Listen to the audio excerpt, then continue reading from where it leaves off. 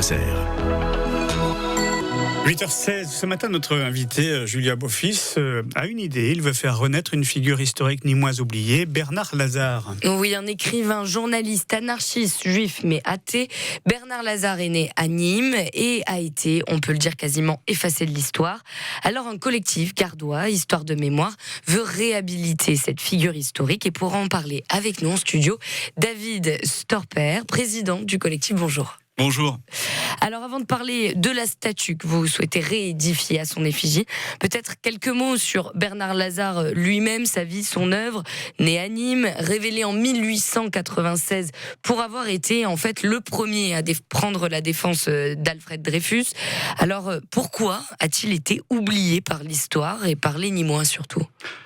Bonjour à tous. Alors très fier tout d'abord de parler de Bernard Lazare aujourd'hui.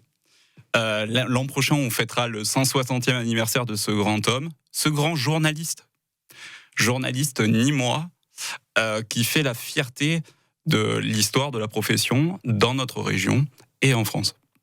Malgré tout, on ne le voit plus, ni en statue d'ailleurs, ni même on n'en entend plus parler, et il a été complètement oublié. Il n'a pas été oublié des historiens. Bernard Lazare, c'est celui qui a couvert les événements des mines de Carnot, les événements sociaux miniers du début du XXe siècle. C'est celui qui a été le témoin des persécutions contre les Arméniens du début du XXe siècle aussi, de la pauvreté des Juifs roumains dans l'Europe de l'Est, voilà. Et cet homme était nîmois. Il était élève au lycée de Nîmes, comme je le fus et comme fut beaucoup de personnes dans cette ville. Il fut aussi élève du lycée de Nîmes, comme le président Gaston Doumergue, qui est aussi gardois, nîmois. Et il a eu la chance, la glorieuse chance d'avoir une statue à son effigie de 6 mètres de haut. Je répète, 6 mètres de haut.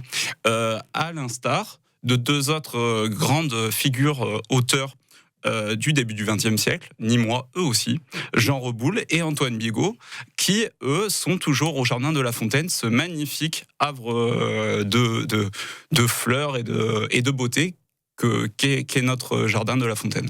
Justement, alors cette statue de Bernard Lazare, elle a été déboulonnée en 1942. Mais pourquoi ? Pourquoi ? Grande question.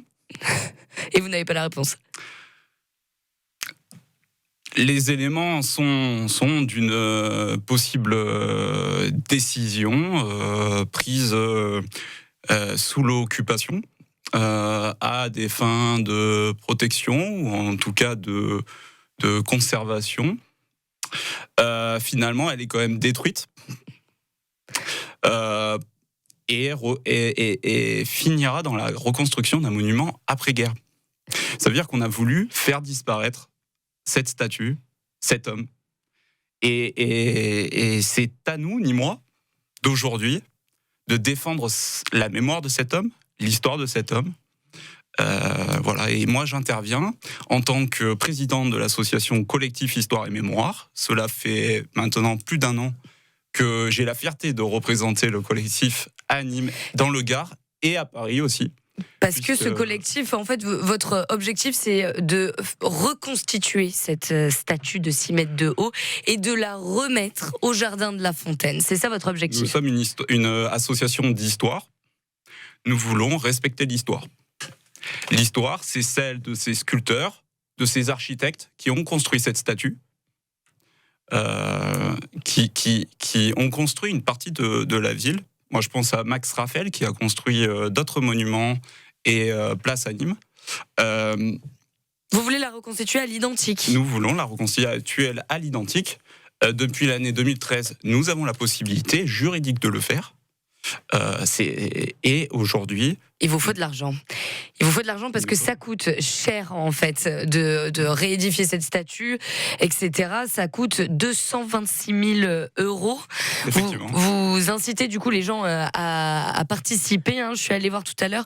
On en est pour l'instant qu'à 1 505 euros. Alors, ça fait 2 jours qu'on a commencé à demander de l'argent auprès des citoyens, parce que nous souhaitons un projet citoyen. En fait, nous voulons pas seulement, pas seulement que, bien sûr, que les collectivités donnent. Nous voulons aussi que ce projet soit lié au personnage de Bernard Lazare. Ça veut dire quelqu'un d'engagé pour nos valeurs républicaines, la liberté, l'égalité, la fraternité, le fait d'habiter tous ensemble, de vivre dans les mêmes lieux, et d'avoir ces moments de joie dans ces jardins de La Fontaine, et pouvoir dire, on veut permettre aux Nîmois, aux Gardois, aux Français, de dire que à leurs petits-enfants, moi aussi, j'ai contribué à reconstruire ce beau monument. Et ce monument, d'ailleurs, il va être fabriqué par une entreprise gardoise aussi. Gardoise. On a voulu faire un projet gardois, comme Bernard Lazare. Dans la même lignée, c'est une entreprise de Villeneuve-les-Avignon d'ailleurs.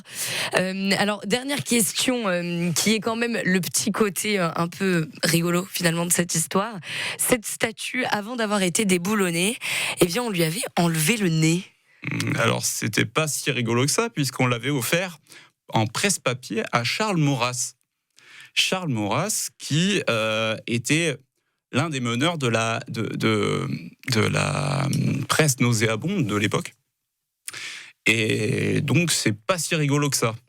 Mais ça a l'air comme ça. C'est le petit clin d'œil de l'histoire. On souhaite quand même que cette statue de 6 mètres de haut ne vive pas les mêmes petits soucis, on va dire ça comme ça. En tout cas, le lien pour participer à la réédification de la statue de Bernard Lazare, ce Nîmois, cette figure historique, elle sera en ligne sur francebleu.fr. Merci David Storper d'avoir été avec nous. Je le rappelle, vous êtes le président du collectif Histoire et Mémoire et vous comptez sur la réédification de cette statue l'année prochaine, l'occasion des 160 ans de la naissance de Bernard Lazare. Merci participer, c'est une belle occasion de participer.